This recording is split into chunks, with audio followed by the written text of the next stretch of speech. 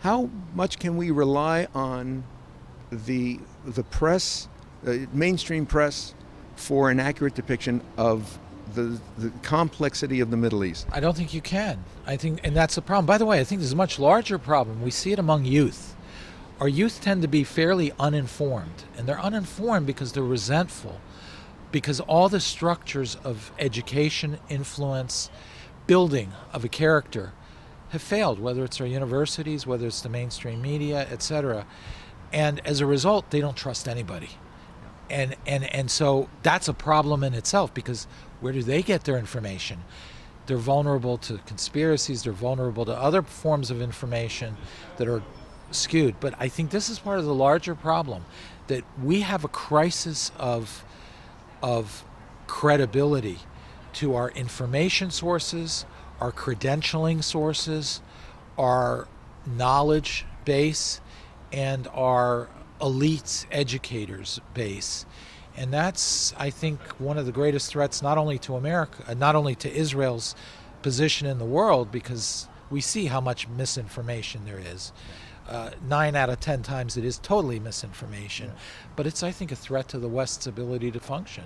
So I think it's a window into a much larger problem. What do you think of the Marxist influence in our society that has divided the population against one another? Well, I think that's a long-term strategy that the KGB and others had, and you saw it in the universities in the 60s, and if you look at some of the radical progressive side today, they are you see the direct descent, they are the older generation helping this young generation be progressive. But I think it's there's also a soft form of it. For example, the belief that ultimately money is the only thing that drives political behavior. So we have overconfidence that if we give money to the Palestinians or we help Iran develop or so forth, that they'll moderate. That's kind of a semi-soft Marxist view, that it's all about money and material, when I have yet to see a Middle Eastern country operate on purely material conditions.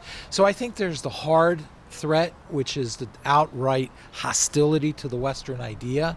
You see in things like the 1619 Project, the progressive movement. Now you're seeing, by the way, on the other side, even on the right, you're seeing with this influence of Russian intellectuals and Qatar, all of them using the same structures of influence, again, potentially in cahoots with each other.